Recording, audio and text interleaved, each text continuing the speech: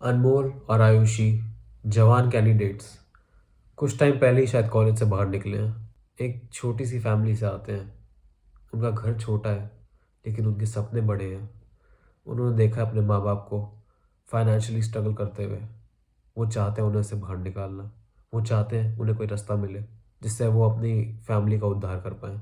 तो वो जाते हैं एक सरकारी नौकरी की खोज में। उन्हें पता चलता है सीजीएल क्रैक करना है और यही एक तरीका है जो शायद उनके परिवार का उद्धार कर सकता है। लेकिन एक दिक्कत है बहुत बड़ी। शुरुआत कैसे करें? वो आसपास लोगों से पूछते हैं और उन्हें वही एडवाइस मिलती है जो हर एक को मिलती है, ट्यूशन ज्वाइन कर लो। उनकी बातों में आके वो ट्यूशन ज्वाइन तो कर लेते हैं लेकिन उन्हें ये रियलाइज़ नहीं होता कि अब वो 2 से 3 महीने के लिए बंद गए हैं और ये सिलसिला 6 से 8 महीने तक भी खिंच सकता है क्योंकि ट्यूशन में बहुत धीरे धीरे तैयारी होती है। और उसके बाद भी सक्सेस की क्या कोई गारंटी देता है? नहीं ना। वो बाकी कैंडिडेट्स की तरफ फंस चुके हैं। बोस बोस इस दुनिया का बेस्ट कैंडिडेट है। वो अपना दिमाग बंद करके भेड़ चाल नहीं फॉलो करता।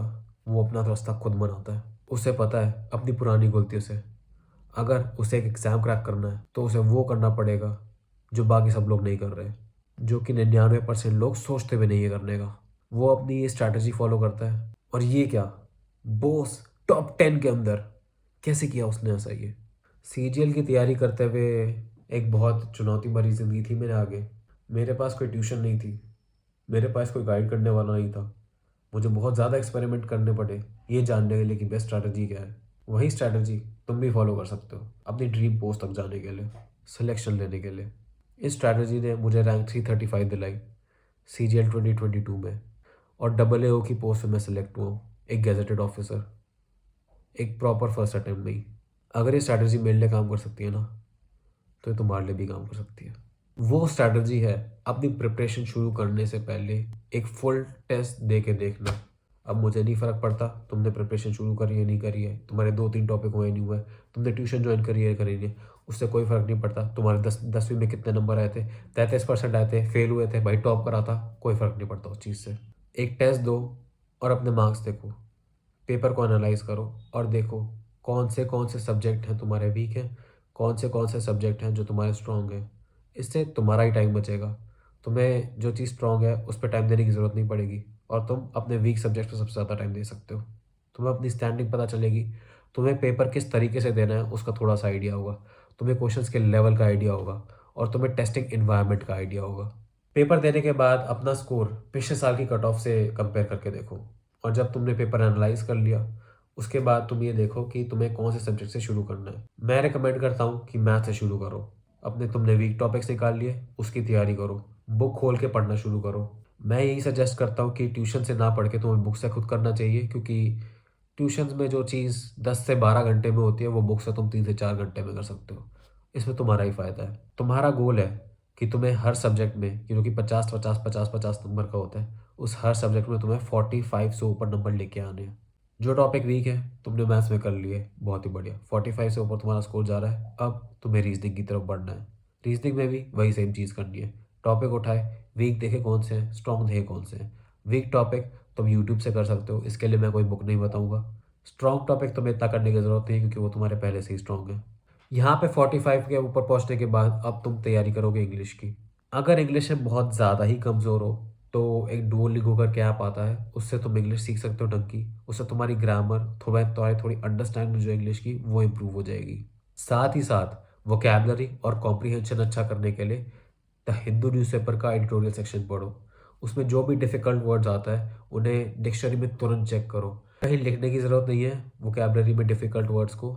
तुम देखोगे न्यूज़पेपर पढ़ते हुए कि वर्ड्स रिपीट होते हैं तो तुम उन्हें बार बार जब देखोगे तुम्हें अपने आप याद हो जाएंगे, कई दिन तक आते रहते हैं वो चीज़ सेम। कुछ स्पेसिफिक टॉपिक है इंग्लिश में जैसे कि एक्टिव पैसिव वॉइस, तो उसके लिए तुम अभी फिर से यूट्यूब की वीडियो देख सकते हो जैसे तुमने रीजनिंग में करा है। कुछ टॉपिक्स हैं जैसे इडियम्स के और थोड़ा एडिशनल वोकेबलरी, उसके लिए तुम ब्लैक बुक का इस्तेमाल कर सकते हो। ऐसा सेम मैं भी करता हूँ और मेरा इससे काफ़ी इंप्रूवमेंट हुई है इंग्लिश में। अब जब तुमने ये 3 सब्जेक्ट कर लिए, बात आती है जीएस की। जीएस तुम्हें पहले नहीं करना है, जीएस इन तीनों के बाद करना है। स्टैटिक पार्ट के लिए तुम्हें एनसीईआरटी खोल के देखनी है 6 to 10 तक की सोशल साइंस सब्जेक्ट की।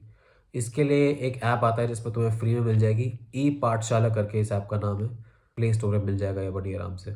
वहाँ से तुम 6 से 10 तक की एनसीईआरटी ले लोगे सोशल साइंस की। इसके साथ साथ 12th की मैक्रो इकोनॉमिक्स की एनसीईआरटी तुम्हें करनी है। सिर्फ थ्योरी पार्ट, न्यूमेरिकल मत करने बैठ जाना, उसका कोई रोल नहीं होता। पॉलिटी सब्जेक्ट के लिए तुम्हें लक्ष्मीकांत की पॉलिटी की बुक आती है, वो ले लेनी है। हिस्ट्री के लिए स्पेक्ट्रम की हिस्ट्री की बुक आती है, वो बहुत अच्छी रहती है। और बाकी सब मिसलेनियस टॉपिक्स जैसे कि साइंस और बाकी अवार्ड्स एंड ऑनर्स वगैरह जैसे टॉपिक्स के लिए तुम्हें ल्यूसेंट की जनरल नॉलेज की बुक आती है, तुम उससे कर सकते हो। करंट अफेयर्स के लिए इंडोलोगस के चैनल पे तुम्हें मंथली करंट अफेयर्स की पीडीएफ मिल जाएगी। उनकी पीडीएफ में से बहुत सारे क्वेश्चन आ जाते हैं टेस्ट में, तो वो ज़रूर करके जाना। और जीएस में हमारा टारगेट है कि हमें 25 के ऊपर स्कोर लेके जाना है। बात आ जाती है रिवीजन की।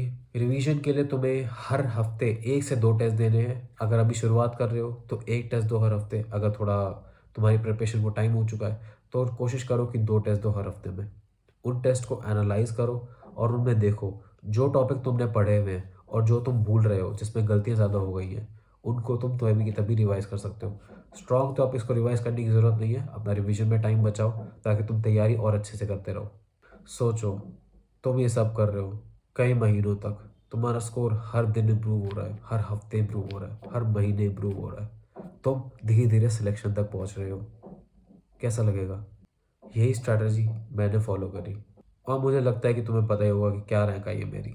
अब मुझे पता है तुम क्या बोलोगे, नहीं मुझे पहले कोर्स कंप्लीट करना है। अरे मेरे भाई, तुम्हें जो स्ट्रैटेजी बताई है ना, उससे तुम्हारा कोर्स बहुत जल्दी कंप्लीट हो जाएगा। तुम बोलोगे मैं टेस्ट नहीं देना चाहता, कम मार्क्स आ गए तो डिमोटिवेशन हो जाएगी। ठीक है, टेस्ट मत दो। तुम्हें क्या लगता है अभी तक तुम्हें वो सक्सेस क्यों नहीं मिली जो तुम्हें चाहिए? तुम्हारे इन्हीं एक्सक्यूजेस की वजह से, इन्हीं बहानों की वजह से। तुम्हारे लो मार्क्स आने चाहिए पहली बार, तभी तो तुम्हें पता चलेगा कि तुम्हें कहाँ गलतियाँ कर रहे हो और तुम्हें कहाँ मेहनत करनी है। प्रिपेयर करो टॉपर्स की तरह, बॉस की तरह और ना कि अनमोल की तरह। तुम बोलोगे मेरे माँ बाप ने तो बताया कि ट्यूशन ज्वाइन कर लो, मेरे दोस्त कहते हैं वो सारी ट्रिक्स बता देते हैं। तुम्हें जितनी भी ट्रिक्स चाहिए ना, वो सारी तुम्हें मुझसे मिल जाएगी। मैंने कोई टिप्स और ट्रिक्स नहीं देखी, लेकिन फिर भी एसएससी की टॉप पोस्ट पे बैठा हूँ मैं। कैसे? वही स्ट्रैटेजी फॉलो करके जो मैंने अभी तुम्हें बताई है। अब तुम बोलोगे नहीं मेरे 10th में ना 100 में से 33% आए थे। इसीलिए आए थे क्योंकि तुम बेवकूफ़ों की तरह तैयारी कर रहे हो। अब ढंग से तैयारी करो तो नंबर अच्छे आएंगे इस पेपर में तो कम से कम। और पता है इसमें तुम्हारी गलती नहीं है। तुम्हें जो चीज़ें बताई गई है तुम वैसे ही सोच रहे हो। हमें गलत एडवाइस मिलती है गलत लोगों से जिन्होंने खुद कोई पेपर क्लियर नहीं करा, और हम उनकी बातें मान लेते हैं ये सोच के कि हाँ वो हमारे हितैषी हैं। हाँ वो हमारे हितैषी हैं, लेकिन क्या उन्हें इन चीज़ों की नॉलेज है कि पेपर कैसे क्लियर करना है, पढ़ाई कैसे करनी है? अगर उन्हें इन चीज़ों का पता होता तो शायद वो खुद रैंक लेके बैठे होते, लेकिन वो नहीं लेके बैठे ना। तो क्यों सुन रहे हो उनकी एडवाइस इतनी? टॉपर की एडवाइस सुनोगे या किसी चलते राह फिरते की एडवाइस सुनोगे? बताओ। बड़ी बड़ी ट्यूशनें तुम्हें गाइड नहीं कर पाती है ढंग से, तुम्हें बस एक कस्टमर की तरह ट्रीट करा जाता है। ऐसे कैसे पेपर क्लियर करोगे? अगर अभी तक ये वीडियो देख रहे हो तो तुम्हें लग रहा है कि हाँ मेरी बातों में दम है, कि अखिल सच बोल रहा है, ज्वाइन करो मेरा टेलीग्राम चैनल और जुड़ो मुझसे। मैं तुम्हें गाइडेंस दूंगा, मैं तुम्हें लेके जाऊंगा तुम्हारी ड्रीम पोस्ट तक। मैं बनूंगा तुम्हारा सहारा। मिलके मेहनत करेंगे और इस एग्ज़ाम को क्लियर करेंगे। सर झुकाओ, काम करो।